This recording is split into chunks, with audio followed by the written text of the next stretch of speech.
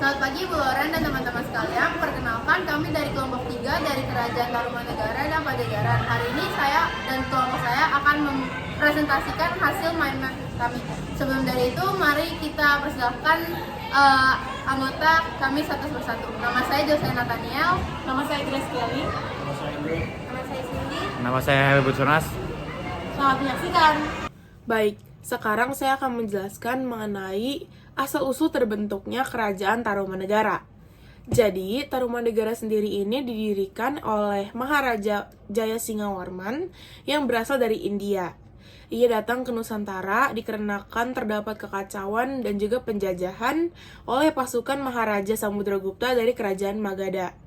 Sesampainya ia di Nusantara, ia diterima oleh Raja Dewa Warman ke-8 dan kemudian ia dinikahkan oleh salah seorang putrinya, Iswari Putri Tunggal Pertiwi Warman Dewi atau Dewi Manawati. Kemudian ia pun membuka wilayah kekuasaan di dekat Sungai Citarum yang diberi nama Taruma Desya atau Desa Taruma. Seiring berjalannya waktu, Desa Taruma ini berkembang menjadi perkotaan. Dari situlah Jayasingawarman kemudian membuka kerajaan yang diberi nama Tarumanegara. Tarumanegara sendiri ini diambil dari kata Taruma dan juga negara, di mana Taruma itu diambil dari kata-kata Sungai Citarum, yaitu letak berdirinya kerajaan itu, sedangkan negara merupakan pengertian dari wilayah. Dengan begitu, Raja Jayasingawarman merupakan raja pertama sekaligus pendiri dari Kerajaan Tarumanegara. Setelah 24 tahun berkuasa, yaitu dari tahun 358 Masehi sampai 382 Masehi, kekuasaannya pun jatuh ke tangan anaknya, Dharmayawarman. Saya akan menjelaskan mengenai raja-rajanya dan kerajaan yang dipimpin. 1. Ada Tarumanegara mencapai pada masa kejayaan pada masa pemerintahan Purnawarman yang dikenal cerdas dan berwibawa. Pada tahun 397 Masehi, Purnawarman membangun ibu kota kerajaan di sekitar pantai yang dianggap sebagai cikal bakal Sunda. Di bawah kekuasaannya rakyat dipimpin secara bijaksana dan Tarumanegara berhasil menguasai 48 kerajaan daerah. Kejayaan Raja Purnawarman dapat dilihat melalui berbagai peninggalan prasasti. Baik, terima kasih. Selanjutnya saya akan membahas tentang sosial politik tentang Kerajaan Tarumanegara. Nah, yang pertama adalah Prasasti Ciareten. Seperti yang bisa dilihat pada gambar, Prasasti Ciareten ini berbentuk telapak kaki, di mana di dalam batu tersebut atau prasasti tersebut dituliskan sebagai berikut. Inilah tanda sepasang telapak kaki, yang seperti kaki Dewa Wisnu. Ialah telapak kaki Sang Mulia Purnawarman, Raja di negeri Taruma, raja yang gagah berani di dunia. Nah, maksudnya apa sih? Maksudnya ini adalah bahwa Raja Purnawarman itu diibaratkan atau dibayangkan sebagai Dewa Wisnu, yaitu dewa pemelihara alam. Nah, selanjutnya saya akan membahas tentang Prasasti Kebun Kopi. Nah, Prasasti Kebun Kopi ini dapat dibaca secara melingkar. Namun, sangat disayangkan sebagian tulisan dalam prasasti ini tidak dapat dibaca. Namun yang bisa kita lihat dalam gambar, prasasti ini berbentuk cap telapak kaki gajah. Nah, cap telapak kaki gajah ini yang disamakan dengan gajah Airawata atau gajah kendaraan Dewa Wisnu. Nah, selanjutnya saya akan membahas tentang Prasasti Tugu. Prasasti Tugu ini dapat dibaca secara melingkar juga. Prasasti Tugu ini memiliki sejarah tentang pembangunan saluran air atau sungai atau yang orang dahulu bilang yaitu kali. Nah, dalam sungai ini diberi nama Gomati yang memiliki panjang sekitar 6.112 tombak atau setara dengan 11 km. Dalam prasasti ini juga tertulis bagaimana Sang Raja Maharaja Purnawarman membangun saluran kali ini untuk mengaliri kerajaannya. Baik, saya akan menjelaskan tentang perekonomian Kerajaan Tarumanegara. Kehidupan perekonomian masyarakat Tarumanegara adalah pertanian, peternakan, perburuan binatang, dan perdagangan jual badak, kulit penyu, dan perak. Untuk memajukan pertanian dan perdagangan, Raja Purnawarman menerapkan sistem pengairan. Ia memerintah rakyatnya untuk melakukan penggalian saluran air yang diberi nama dengan nama Sungai Gua Mati. Fungsi dari saluran air ini adalah untuk mengairi pesawat penduduk, mencegah banjir saat hujan, mencegah kekeringan saat kemarau, dan sebagai sarana lalu lintas. Alhasil, keseharian dan perekonomian Kerajaan Tarumanegara pun berjalan dengan sangat baik. Saya akan menceritakan tentang peninggalan Kerajaan Tarumanegara. Pertama, Prasasti Ciaruteum. Prasasti Ciaruteum merupakan peninggalan Kerajaan Tarumanegara yang terletak di Kampung Muara, Desa Ciaruteum, Hilir, Kecamatan Cibungbulang, Kabupaten Bogor. Prasasti ini ditandai dengan bentuk telapak kaki Raja Purnawarman dan huruf Pallawa berbahasa Sanskerta. Tulisan dalam Prasasti Ciaruteum berbentuk puisi India. 2. Prasasti Pasir Koleangkak.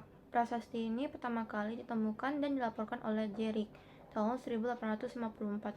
Pada prasasti tersebut terdapat tulisan, "Gagah, mengagumkan dan jujur terhadap tugasnya adalah pemimpin manusia yang tiada taranya, yang termasyhur Sri Purnawarman, yang sekali waktu memerintah di Taruma dan bajazirahnya yang terkenal Warman, tidak dapat ditembus senjata musuh. Ini adalah sepasang tapak kakinya yang senantiasa berhasil menggempur kota-kota musuh.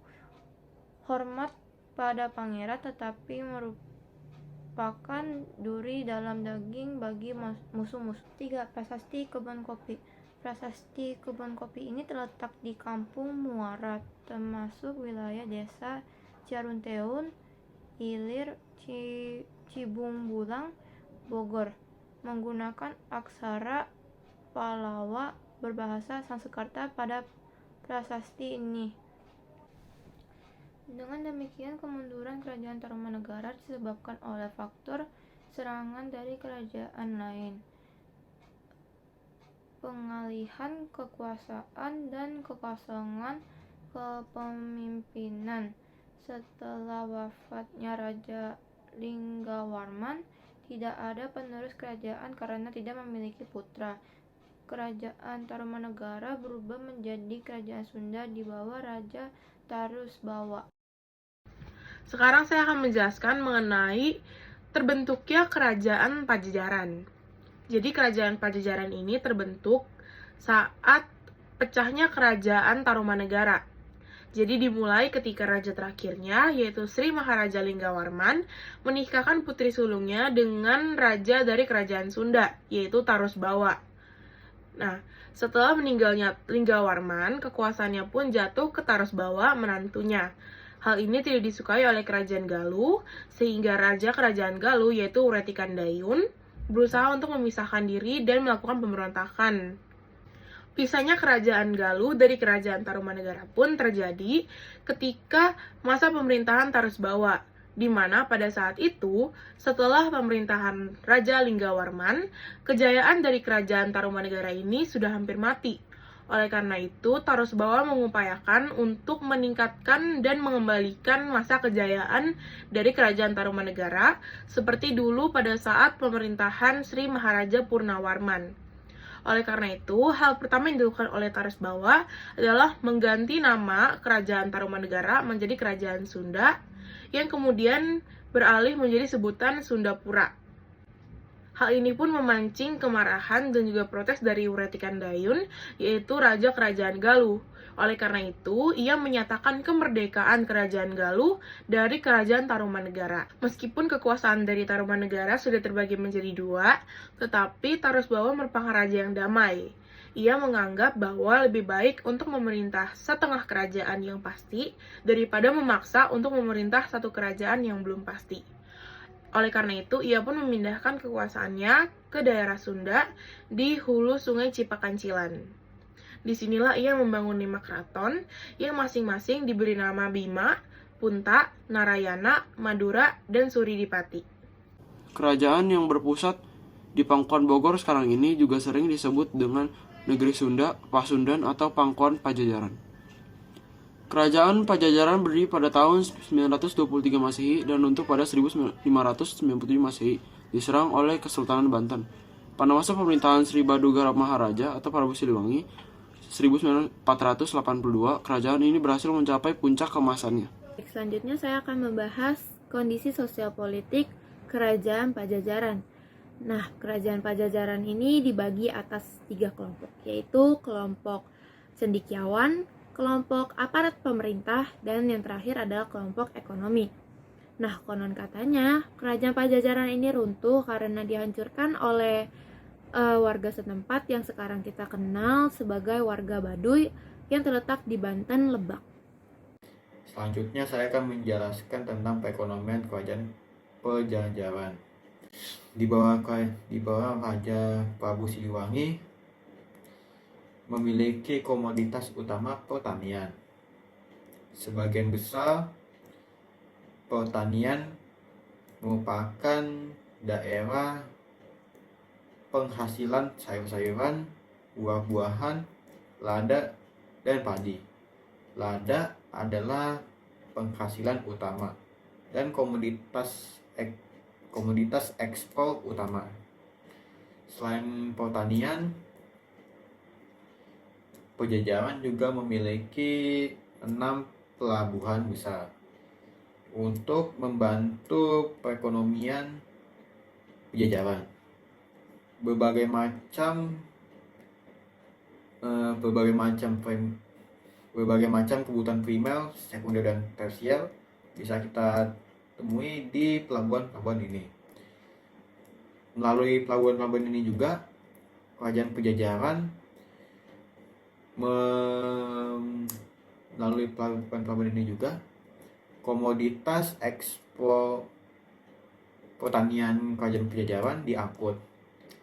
Pelabuhan-pelabuhan ini ada Pelabuhan Bantam, Pongdam, Cegutsde, Tonggaram, Capala, dan Cemano, dan Sunda Kelapa yang menjadi pelabuhan utama. Saya akan menceritakan tentang peninggalan Kerajaan Pajajaran.